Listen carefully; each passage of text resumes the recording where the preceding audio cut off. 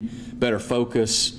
You know, we've just played better football.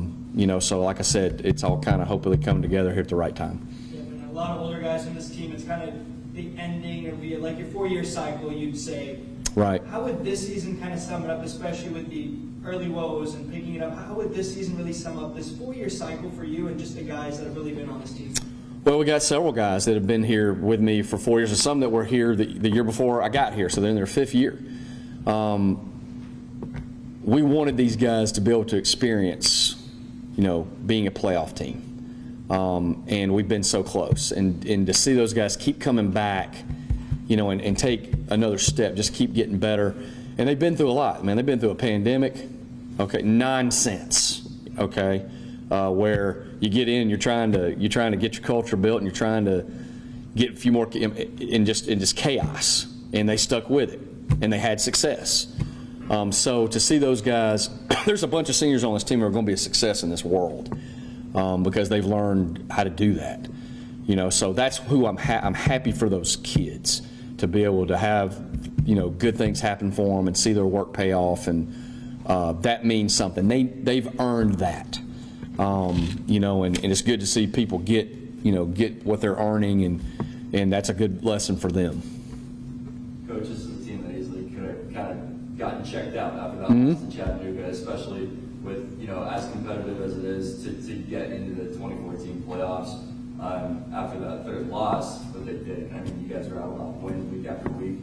But what is there to that for these guys just taking it 1 week at a time? Well, and Richie can talk more about this when he gets up here, but I told him after that game, I just believed in them, and I just felt like they would fight the whole season. We didn't play well that game, especially on offense, but they kept fighting. So if you'll do that, if you keep playing, you'll have a chance. So I'm proud of them because they have finished strong. You know, and that says a lot about their character, says a lot about our coaching staff, and about our culture. You know, that we're gonna fight. We ain't gonna quit. You know, and when you do that, and some good things start happening, so all of a sudden you start getting some turnovers, right? We start creating a bunch of turnovers the last, whatever it is, 6 weeks. You know, and you start playing complementary football, and then we get in a little rhythm offensively, and all of a sudden we got a good football team. You know, it just happens that way sometimes. So I'm proud of the team. I'm proud of everybody just continuing to have a positive attitude and keep working towards our goals. And I think this has been valuable for these young men throughout their life. They're gonna be able to lean back on that a little bit, and when they have some moments that come up. It's obviously great to finish strong. Last year we didn't finish strong. This year we did. Nothing has changed my mind about any of that. I see how far we've come. Sometimes you want it to happen a little faster, but there's processes involved, you know, and all of our people stuck to those processes. So I've had a lot of people work their tail off here, even when I felt a little down at times, that picked me up. Okay, so it is a group effort. Everybody that's involved with the program, we've come a long way, but let's go win some playoff games. Let's don't be amazed at what we've done. Let's freaking keep going. What would your message be to the selection committee? I don't need no message. If we don't get in, it's crazy. But I'll say, well, we're a hot team. We've won the last 4. We beat a top 10 team in the country on the road. You know, we're healthy. I think we got one of the best defenses in the country, and an offense that's peaking at the right time, you know, and some things in the special teams that are, I mean, you know, so anybody got any other thoughts on that? I mean, I don't know how you go 6-2 in this league, have 8 Division I wins and not get in. I love this conference. Everybody plays everybody. It's hard when you don't have division. I mean, everybody plays everybody every year. You see the same folks over and over again. It's a challenge, this league, every year. And I know some people are going to say, well, you know, the bottom half of the league wasn't very good. Come play them. Okay? You know, so I think that we ought to be in, and ought to be in with a home game. I think we're going to win some playoff games. So there's my message. That good for you, Daniel? All right. Coach, you did not lose to an unranked team. Yeah, I mean, we don't have a bad loss. We win the games we're supposed to win, and so I'm looking at it. Why in the world will we not be in? I can't think of a reason. Coach, I saw over 100 alumni here, former football players just standing on the stage. Oh, yeah. Stayed in the rain. What does that mean to you? And they were all coming down outside the locker room, just kids that have helped us get to this point, and been a part of the growth and been part of the being really close, right? And I think they were excited to see this happen. They felt like they were a part of that, and they are.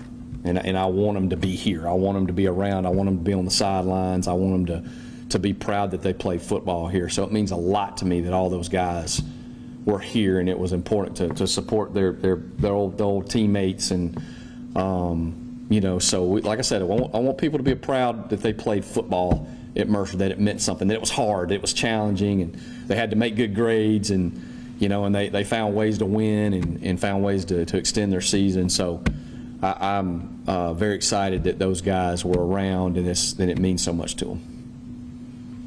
Coach, considering how good this team has been since birth and that they're peaking at the right time, how close are they to playing that elusive perfect game in your mind? Just stay free? Yeah, I don't know. We still have some knuckleheaded stuff that happens.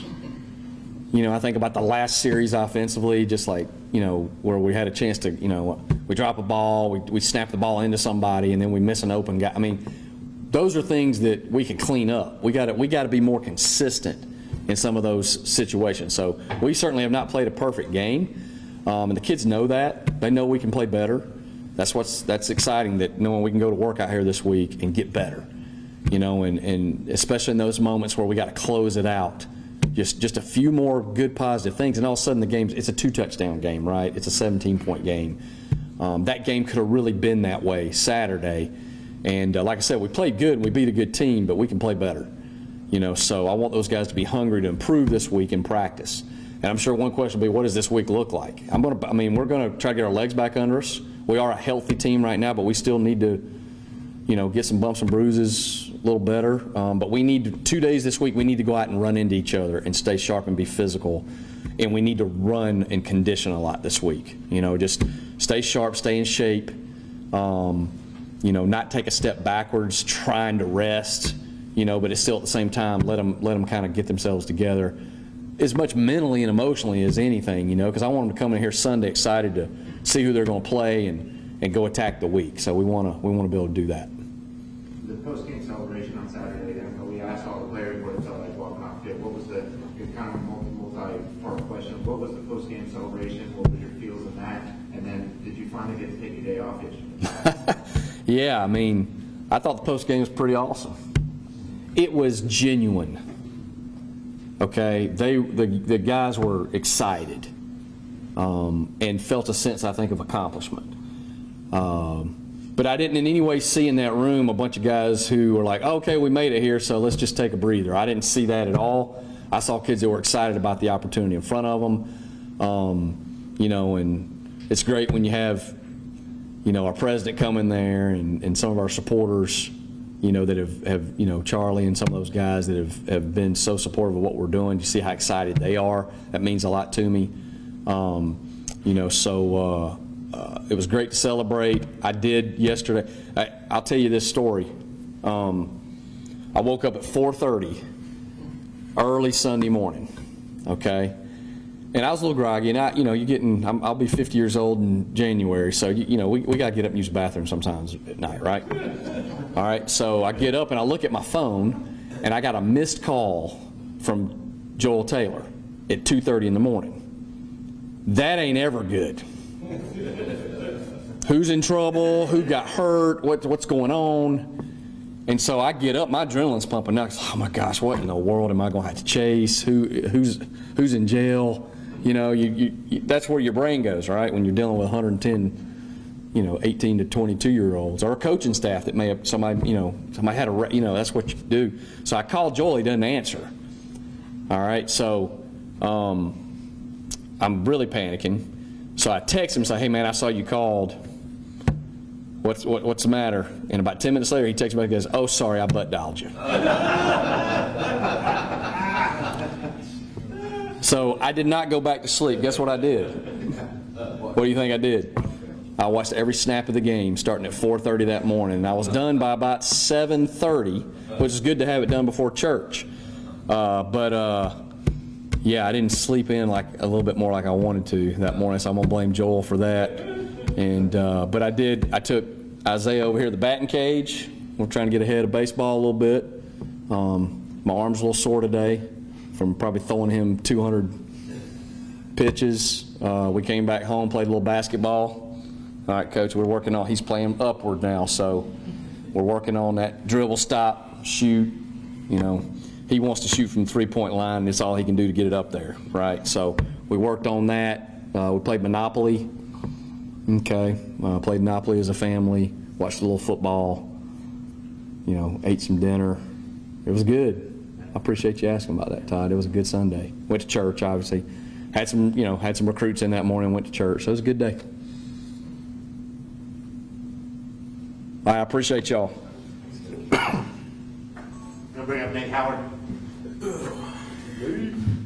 Hey, when you start off, tell us how your group has improved over the season. All right. I think we've worked hard mainly towards being a physical group as an O-line, and we've had a lot of mental mistakes through our past few games that have really come back to bite us. I think we've focused mainly on just locking in during the game and doing your assignment. Don't worry about what the guy beside you doing. Just do your assignment, and everything will work out the way it's supposed to do. But other than that, you know, we played well. I'd say probably one of our better games. Still have not played to the best of our abilities. But I'm very proud, I consider myself a leader of the O-line. Just looking back at where we came from and how we're doing now, it's just great to see all the younger guys stepping up and playing more. So it's just great to see. But any questions about the game? What are the emotions like? I know you guys are excited and things like that. The feeling of when you do accomplish something like this, when the last few years have just haven't finished out as strong. When you get in the locker room, when you see your guys, what are you really feeling in those moments? I mean, it's pure emotion. You know, you pride yourself in being a tough guy, being a football player, but seeing your hard work finally pay off, it's always a great feeling. Which, I mean, around here we win, but we haven't won at this magnitude. So it's a great feeling being able to feel like you accomplished something, especially as a senior. You're setting an example for these younger guys. Now, if they don't live up to our standards, they're going to feel like they're letting us down. So it's just great to know that we're leaving a legacy behind. We got more ahead of us. When you talk about more ahead of you guys now, you got a little bye week. Coach was saying kind of stay prepared mentally. How do you do that? How do you stay prepared mentally for one of the biggest games in program history? It's not hard when he's your coach. You don't have much of a choice, but bye weeks, you know, most teams probably look forward to them. We don't. We work hard all the time, but this one, you know, end of the season, not end of the season, but end of the regular season, like he says, we have some bumps and bruises, but we always, I mean, we're going to work hard. So just staying prepared isn't really an option. You stay prepared. That's just part of it. That's how you're trained here at Mercer. So. Hey, it's my understanding you had a good day off yesterday. I did. I shot a nice 8-point buck. 4 o'clock in the evening. I was in the stand at 2 o'clock, went to church, came back, ate some lunch with my family. I was like, well, I guess I'll go get in the deer stand. And he came wandering up about 4 o'clock, and he called a 30-06. Sorry, probably. Yeah, sorry. Anything else? Yep. Rich Coffee. Any of you ever seen our post-game celebration? You know Richie gets the best of them. He's always the first one up on top of the lockers. So, Richie, talk about a long time coming for you. You've been with the program for 5 years now. What does this week mean to you? Well, this week to me, man, well, really, it started after the game. It was just like I told Mr. Tate after the game, it was just like a huge sigh of relief. You know, and I said also after the game Saturday, sometimes when you work so hard and you don't get the things that you feel like you deserve, it's a little hard to keep going. But I was raised on, you know, your hard work will eventually pay off. And when it did, after, you know, we won 8 games, and it was just a sigh of relief. And I was just so grateful. And just everything that I've been through the past 5 years with the team, with Mercer, it's just been, it's grown me into a better man. So I'm very appreciative, very grateful, and I'm blessed. You're one of the guys that's been here with Coach Cronic since the start. How have you seen this program grow under him, and where you guys have really raised the bar and the standard to this year? I mean, we've grown tremendously. So when he got here, I was still a young guy. I think I was still 18. I'm 22 now. But we've grown tremendously, mentally, physically. Like Nate said, he's big on hard work and he's a man of faith. So just in every way possible that you want your football team to grow, we have. And so, yeah, that's pretty much it. What kind of got there? I mean, you know, the defense, you were playing well early, but you just weren't forcing turnovers. Is there anything in particular you can point to? Where all of a sudden now it seems like you're trying to get forcing 2 or 3 a game? Well, honestly, we just stuck to the game plan. You know, our whole defensive staff, especially, just our whole defensive staff. We harp on turning the ball, getting to the ball, and turning the ball over. So, and we also are very big on whatever an offense gets on us. We allowed them to have it. It was on us. It wasn't because they were just better than us. So we just stuck to our game plan, got back to the basics, and started focusing on the little details like punching the ball out. Finishing everything you do. Like Coach Cole harasses you off the field if you're not doing a drill. Like he don't let up at all. So we're just getting back to the little things and just playing our style of defense, which is getting to the ball, punching the ball out, making you earn every single thing that you get. Looking forward to hopefully the playoffs. What do you guys have to prove when you do get the opportunity to go and play in that big game? That we're the best defense in the nation. That's the only thing we want to prove, because we are.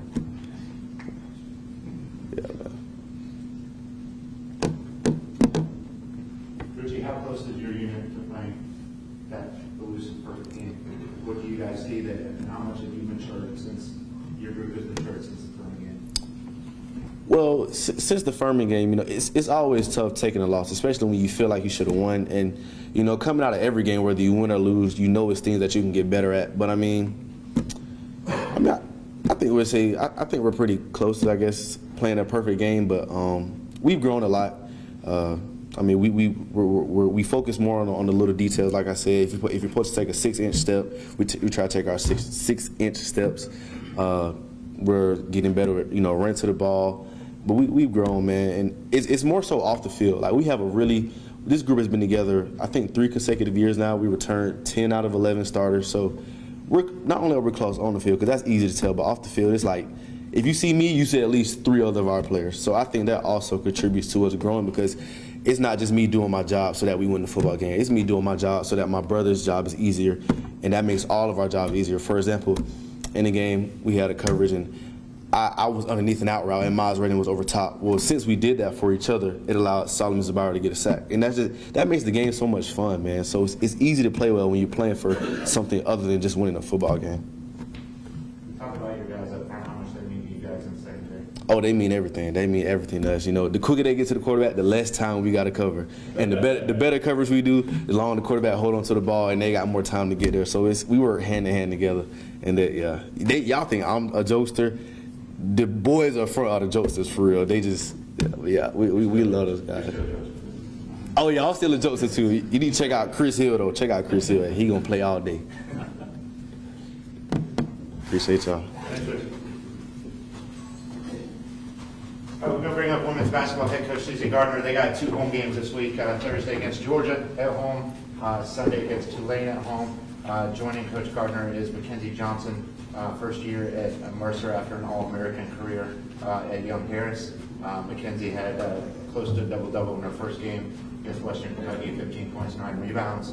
But Coach Gardner, just talk about your season so far and what you're looking forward to this week. Well, first of all, congratulations to Coach Cronic and his guys. But I'd also like to congratulate Brad Russo and the men's soccer program. You know, Brad has been here a long time. He's done nothing but win championships. And I think that there's some programs and some sports that get a whole lot more love than men's soccer does, but I want to give him some love right now because he took a team that won one, I don't know much about soccer, but they won one conference game this year, and they tied a bunch. He was a number 5 seed, had a bunch of injuries throughout the season. They beat number 4, number 1, and number 3 to win the championship. And he's gotten a whole lot of love yesterday. He's going to get a whole lot of love today at 1 o'clock. But I hope that we can build that up too and appreciate one of the best coaches that's ever been at Mercer at any sport with Russo. I've checked the Mercer calendar on the website, and if I'm not mistaken, Daniel, there's one home event this week, and it's Thursday, Brian. Mercer women's basketball plays Georgia. Men's basketball's on the road for 2 games. Women's volleyball is on the road for 2 games. Men's soccer's on the road probably. Georgia football is on the road. The game, it doesn't matter because they've already clinched the East. Peach. So you got one game. You got one game in Middle Georgia. Mercer women's basketball versus Georgia. And that is like a mid-major handing the marketing department a Christmas gift, quite honestly. You got Georgia coming to town. So I'm excited to see all the local stations, how much y'all promote us, the commercials that come on TV, or whatever you have to do. Because that thing should be sold out, in my opinion. All right. Where was I? I like it, Susie. We'll be there. I'll be there. Thank you. Sorry, were you gonna? No, I have nothing else. I think I've done enough. What's special about getting to play your alma mater? You know, it used to be more special, quite honestly, when Coach Landers was the coach, the person that I played for. It's gotten, maybe, I hate to say it, but it's not about me anymore. It used to be like, even at Austin Peay when we played in Arkansas, wherever I was, Florida, you know, it was a big deal because the guy that was your mentor, or that still is my mentor, was on the other side, and trying to do X's and O's versus him at home was like, oh, this is important. But now it's just, honestly, it's just Georgia. You know, it doesn't mean that much to me personally anymore. You know, it's the, you know, one of the most storied programs in the history of women's basketball. You know, there's that, but living in the moment is not like it used to be, quite honestly. I know you obviously played them last year, but you got to play her team when she was at UCF there in her last year too. What do you know about her? Well, actually, we're teammates. We were teammates at Georgia when she was there for 2 years. She was only there for 2 years, though. She didn't have. I have 2 degrees from Georgia. She transferred after 2 years. But Katie, actually, she cut my hair when I was in college. You know, I have no money. She cut my hair for me, but she always brings that up. But you know, she thrives on defense. You know, she has a bunch of defensive players, long, athletic, trying to create havoc. Doing the same thing that she brought a bunch of Central Florida players in last year. They transferred from UCF to Georgia. A lot of those guys have graduated, so she's trying to mold a new team with new players into the same system, but it's going to be a lot of havoc on defense. And, you know, speaking of new players, how would you kind of rate, you know, your guys' effort through these first few games and everybody gelling together? I would say the Western Kentucky game was, didn't know what to expect. 26 turnovers didn't help the cause. Was very pleased with the Florida Atlantic. I thought we made some corrections in that we only had 10 turnovers. And then we go to Clemson, and quite honestly, I mean, it is what it is. We have some really good athletes, and we could run sprints with them, but the Power Fives are just going to be bigger. You know, I mean, I was a guard.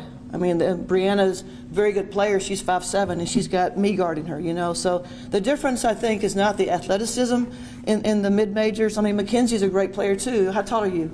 6'1", you know, and she's going up against 6'5" posts. So it just is what it is. But, you know, yesterday I felt like we had a decent first half. It wasn't great, but it was decent. We were only down 8 going into halftime, and then the wheels fell off. So I was very disappointed with the way we finished the game yesterday. Given how many different, you know, options you can throw out there on the floor, I know you put Anna in there and she knocked down a couple threes later in the game yesterday.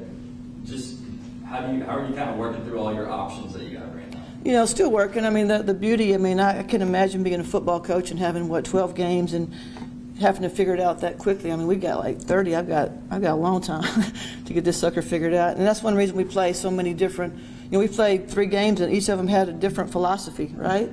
And so now coming up Thursday, we'll have a totally different philosophy to play against. And so, you know, right now, as I told my players, I said, I'm trying to figure out who I can trust. Like, who can I trust? Like, who can I trust to start the game? Who can I trust in time and score situations? Who's going to defend? Who's going to hit the big shot? Not there yet.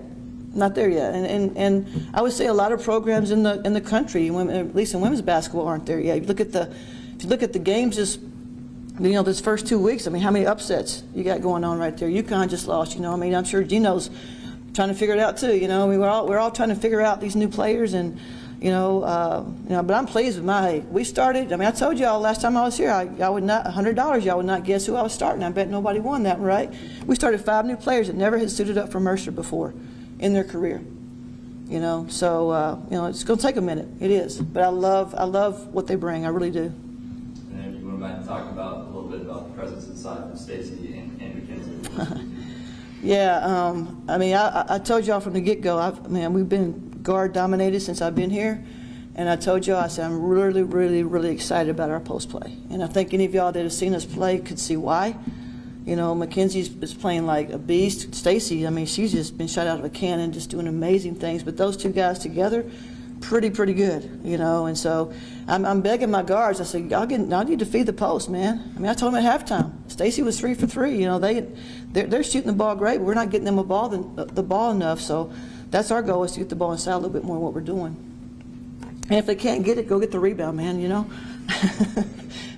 Coach, it's early in the season, but have you kind of figured out an identity for this team, or is it kind of building to a point where you see how the style is going to be and what the identity is really going to be of this team going forward? Well, I felt like we had that figured out this summer, but it hasn't come to fruition. We talked about it all summer. We were going to be, a defensive identity. Now, we've had moments of that, but we have not been consistent at all with that. So, do I need to revisit that? I don't know yet. I'm not going to throw in the towel quite yet. I'm still trying to figure out that. That's not the first person that's asked me that question, but I think with 3 games under our belt and the types of teams that we've played, it's going to take probably until maybe mid-December, quite honestly, to figure that out for sure, because we're still juggling our our lineup and which posts play well together, who's going to guard the best player, all that. So today I would say defense. I'm not going to tell you why I say defense, but today that would be my answer. But at the same time, I think our post game could be a huge part of our identity as well. The last few years you've had a similar core, but now this year, like you're saying, a lot of things are having to be figured out. For you personally, how have you had to adjust to that and kind of change the way you might coach or go into a season with all the new news this year? Yeah, I joked the other day that I draw up the jump ball where they stand for the jump ball, and that's about all I got. Because after that, I don't know what's going to happen, because I'm so used to having, okay, we're going to run these, kind of like football, I guess they do. We're going to run these plays to start with, to see how they're defending ball screens, how they're going to defend. I throw a lot of different plays out there and get some things figured out early. And then I have kind of my substitution pattern figured out in my mind. I don't have that stuff yet. So, and like I said, and I'm not saying I don't trust anybody. It's just like, who do you trust in that moment? And we're still figuring out, I got to figure out, okay, who do I want to shoot the free throw if they're fouling at the end of the game? Just little things that people don't always think about. Who do we want on the free throw line when they're shooting and we need to pinch and get the defensive rebound? There's so much that goes into it that you just have. Sometimes you have to learn these things by trial. You try to simulate things in practice, and then something happens in a game, and you're like, well, flip, I didn't think of that one. Or I did, but you can't simulate that in practice type thing. So that's why basketball is just, thankfully, a long year. Has anyone surprised you when you're doing all these different rotations, putting everyone in? Has anyone surprised you and kind of stepped up to the jump? I would say that the first person that stands out would be Stacy Jones. And we know she's a very gifted athlete. She's been outstanding in preseason practice and so forth. But the way she just has been dominating the glass and doing things that like that has just been, amazing. She from the get-go. I'm not talking about McKenzie just because she's here, but I think she may talk about this. She came from Division II, and probably the big question mark on top of her head was, do I fit in Division I? I would imagine, and absolutely unequivocally. She is a dog, and she comes every day. She's a leader, and every single drill she goes as hard as she can, and she's a blessing to coach. So I say my post game is probably the most positive right now that I'm excited about. Thanks, y'all. Mackenzie Johnson, graduate forward. Like I said, Mackenzie had an All-American career last year, or All-American season last year. Young Harris. Mackenzie, talk about your transition and what Coach talked about with, hey, do I fit into Division I, but how the first 3 games have gone for you? Yeah, I had a pretty good 4 years at Young Harris College, and when I had my extra year of eligibility, it was a question on whether I would stay or move forward. And I think as a high school athlete, everyone's dream is to play Division I. You know, that's everybody's like checklist when continuing your sports career. And for me, coming to Mercer, I knew about Coach Gardner and her program for coming out of high school, and so I knew that's where I wanted to play, and it was a really easy decision for me to come here and be coached by Coach Gardner. Kenzie, have you ever played with 4 new teammates on the floor like you have these first few games? I have not, no. So for her, like she said, none of us have ever played here, and not only that, it's really hard and difficult when you don't have a team with no returner on the court with you, because we look at Ashley Locke, who is a junior here, who's been here the longest, as a leader, and we look to her so much, just as in like what should we do in like just the littlest things. So when you have 5 new girls out there on the court, it takes some adjusting to get used to, for sure. And how have you adjusted through your first few games in Division I? Is there what are the biggest differences that maybe you've noticed through these first few games? I would say the biggest adjustment is, for me, you have other teammates that can do what you can do. So coming from the Division II level, you know, I was doing a lot of things by myself, but now you have Stacy. We played 4 out, 1 in. I was the low post, but now when playing 3 and 2, where you got me and Stacy down low, or me or Ashley, it's really nice when you got your teammate having 15 rebounds a game, and you don't really have to worry too much about that. And just being at the same level as everybody else is really, really nice, and it's easy to play with. How do you guys kind of go against each other in practice a little bit? You and Stacey, what is that relationship like right now? Oh, we love going against each other. We get each other better every day. I know in the summertime, me and her had some individual workouts with Coach Gardner, and even during the summer, we talked about how like excited we are to play against one another. And we joke in the locker room all the time. We're like, we're so glad Stacey's on our team. We're so glad Stacey's on our team, because and even Ashley too, like having to play against them, it's not easy whatsoever. Going against them in practice all the time is not easy, but that's what you want. You don't want something that's easy in practice, so you are prepared when we do play Clemson or UGA. Like, it's so nice when you can have someone that pushes you every day and wants to push you, and you want to push them too, so it helps a lot. Do you see the post really being a strength of this team as well? Yeah, 100%. And I will say, as a post player, when you have your coach come up here and telling your guards to give you the ball, it makes it's really, really nice to hear. And I don't think a lot of post players get that luxury at every school. So when you have a coach telling your guards, give them the ball, it makes you want to play even harder too. And like, okay, well, if they're going to give it to me, I better score. So. Coach Gardner likes to schedule tough with these Power 5 opponents. You mentioned the height and the differences there. How better prepared is that going to make you guys when you get to SoCon play? Oh, so much better. We were talking about that in the locker room after our loss yesterday, and Ashley stepped up and said, guys, we have to remember, like, these are why we schedule these games. We're playing ACC schools, SEC schools. Like, whatever we do now is just only going to make us better for when we get to the SoCon. So, the loss does suck, but we know that it's only making us better. Division I is always the dream, right? When you're a young kid, you accomplish that, but now you get to play these Clemsons, UGAs. Has it been surreal for you? And when you kind of look back at your journey, how does it feel to have the opportunity to do this? It's amazing. I call my mom before every game, and she's a little bit more dramatic than I am. She's like, I'm just tearing up thinking about you being able to play at this level.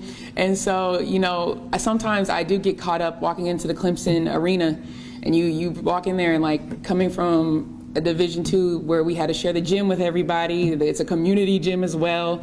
Like, you don't have those things. And so I think I'm very appreciative of it now, because not having that, and then your 5th year of college, it's like you've worked so hard for this, so now you have it. And it's so nice. Like, I'm so grateful for what I get to do here and the places that Coach Gardner takes us. You've been under Coach Gardner for a little bit now, who's had a lot of success here.